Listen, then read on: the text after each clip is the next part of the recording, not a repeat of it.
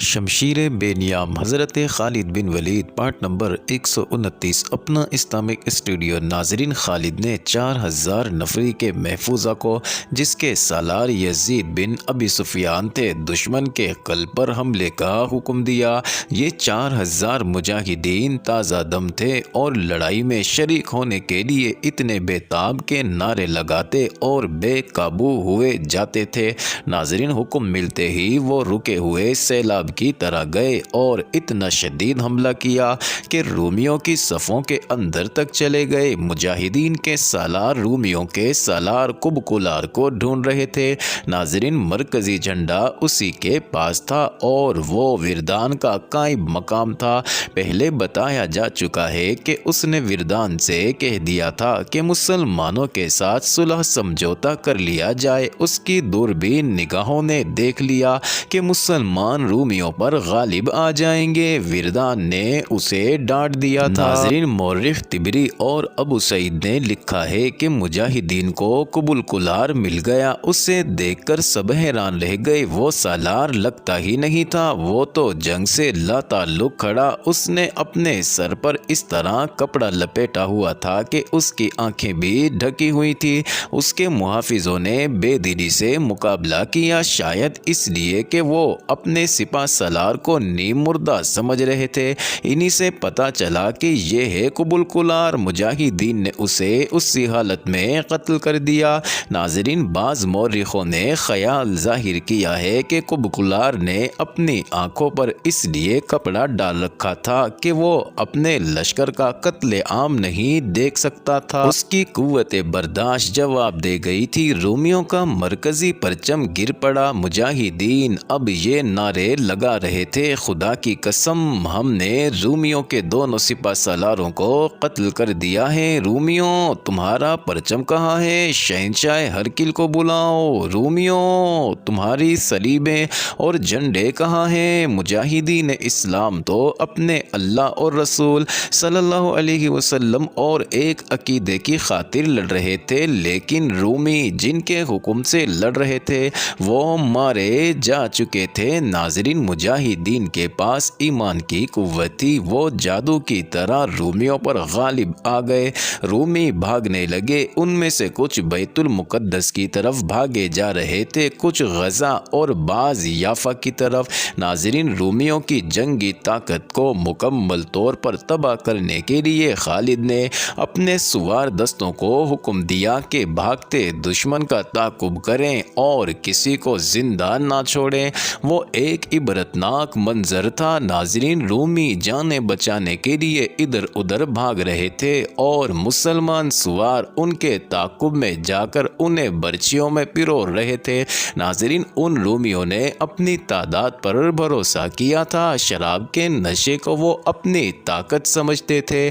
انہوں نے مسلمانوں کو غریب اور نادار سمجھ کر انہیں ایک ایک دینار پیش کیا تھا۔ خالد نے انہیں کہا تھا کہ تم سے دینار تو ہم لے ہی لیں گے۔ اب ان رومیوں کو کہیں پناہ نہیں مل رہی تھی۔ ناظرین، ان کا میدان جنگ میں اتنا نقصان نہیں ہوا تھا جتنا میدان جنگ سے بھاگتے وقت ہوا۔ ان میں سے خوش قسمت وہ تھے جو بیت المقدس پہنچ گئے اور شہر میں داخل ہو گئے تھے۔ یہ قتل عام اس وقت رکا جب سورج غروب ہو گیا اور اندھیرا اتنا کہ سواروں کو اپنے گھوڑوں کے سر نظر نہیں آتے تھے۔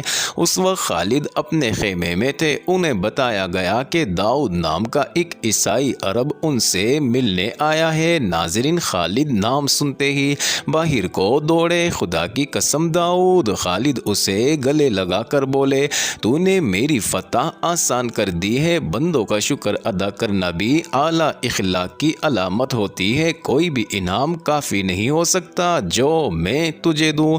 کہاں ہیں تیرے بیوی بچے؟ کسی نے ان پر ہاتھ تو نہیں اٹھایا؟ نہیں ابن ولید، داؤد نے کہا، میں کوئی انعام لینے نہیں آیا، مجھے انعام مل چکا ہے۔ دیکھ، میں زندہ ہوں اور میرا سارا خاندان زندہ ہے۔ اب ایک انعام مجھے یہ دے کہ یہ راز تیرے سینے میں رہے کہ میں نے تیری کچھ مدد کی۔ روم کی شہنشاہی زندہ ہے، ابھی تو اس شہنشاہی میں داخل ہوا ہے، تیرا راز قیصر روم تک نہیں پہنچے گا۔ خالد نے کہا، اور اور خدا کی قسم تو مال غنیمت کے حصے کا حقدار ہے، میں تجھے حصہ دوں گا اور تو جو مانگے گا دوں گا۔ ناظرین، چند روز بعد مدینہ میں عید جیسی خوشیاں منائی جا رہی تھی۔ خالد نے امیر المومنین حضرت ابوبکر صدیق کو خط لکھا تھا کہ 3 گنا طاقتور رومیوں پر کس طرح فتح حاصل کی گئی ہے، جس میں 50,000 رومی ہلاک ہوئے ہیں۔ ناظرین، اس کے مقابلے میں شہید ہونے والے مجاہدین کی تعداد 450 تھی۔ جی ہاں ناظرین، یہ حقیقت ہے۔ مسلم اور غیر مسلم تاریخ دان اس جنگ کے شاہد ہیں۔ 400 شہید بمقابلہ 50,000 رومی سپاہیوں کی لاشیں۔ ناظرین، خالد کا یہ خط پہلے مسجد میں پڑھ کر سنایا گیا، پھر مدینہ کی گلیوں میں لوگوں کو اکٹھا کر کے سنایا گیا۔ لوگ ایک دوسرے سے بغل گیر ہونے لگے، مدینہ فتح و مسرت کے نعروں سے گونجنے لگا۔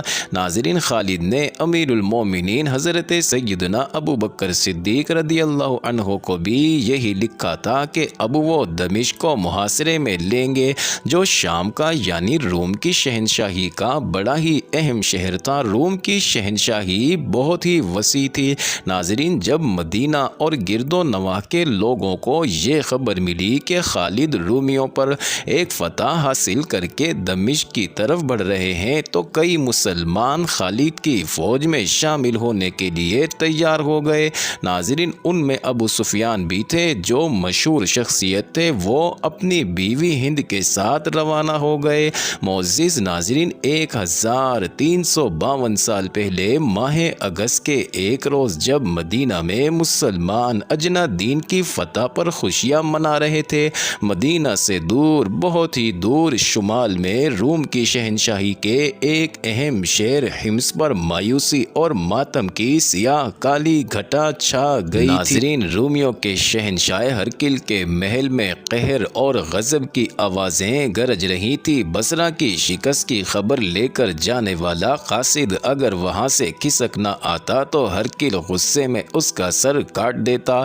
ہمارے سپہ سالار وردان کو کیا ہو گیا تھا؟ شہنشاہ ہرقل نے غضبناک آواز میں پوچھا۔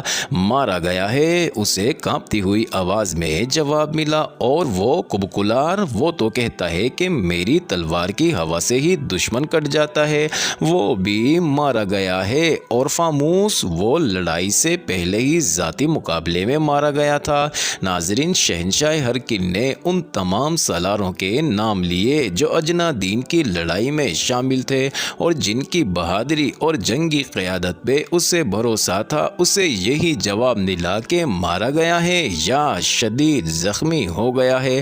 وہ سب ہلاک یا زخمی نہیں ہوئے تھے، ان میں سے بعض بھاگ گئے تھے اور اب مسلمان دمشق کی طرف بڑھ رہے ہیں۔ شہنشاہ ہرقل کو بتایا گیا دمشق کی طرف۔ اس نے ہڑبڑا کر کہا، نہیں نہیں، میں انہیں دمشق تک پہنچنے نہیں دوں گا، وہ دمشق ہم سے نہیں لے سکتے، وہاں میرا شیر موجود ہے۔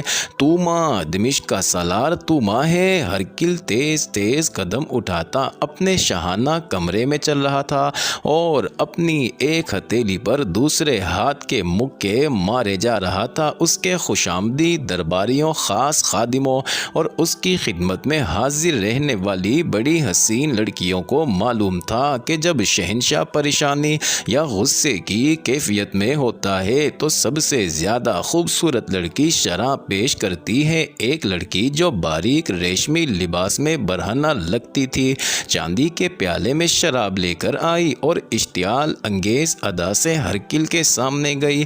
ناظرین، ہرقل بپرے ہوئے سانڈ کی طرح پھنکار رہا تھا۔ اس نے لڑکی کے ہاتھوں میں تشتری دیکھ کر بڑی زور سے تشتری کے نیچے ہاتھ مارا۔ شراب کا پیالہ لڑکی کے منہ پر لگا، تشتری چھت تک جا کر واپس آئی۔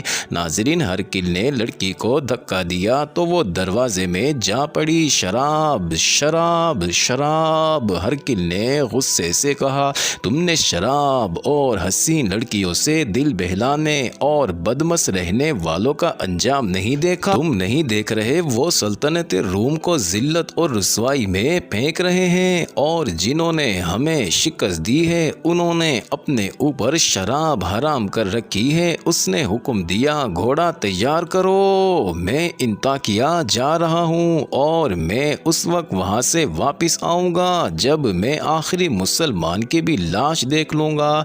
ناظرین، بادشاہ جنگ کے لیے جب کوچ کرتے تھے تو اس کے لیے بہت سے انتظامات کیے جاتے تھے۔ محافظ دستہ اور بادشاہ کی من پسند عورتیں ساتھ جاتی تھی۔ ایسے انتظامات ہر وقت تیار رہتے تھے، مگر اب کے ہر قلتوں جیسے اڑ کر انطاکیہ پہنچنے کی کوشش میں تھا۔ اس کے کوچ کے انتظامات کرنے والوں پر قیامت ٹوٹ پڑی اور وہ انتظامات میں مصروف ہو گئے۔ معزز ناظرین، یہ انٹرسٹنگ ویڈیو جاری ہے، اگلی ویڈیو قسط نمبر 130 میں دیکھنا مت بھولیے گا۔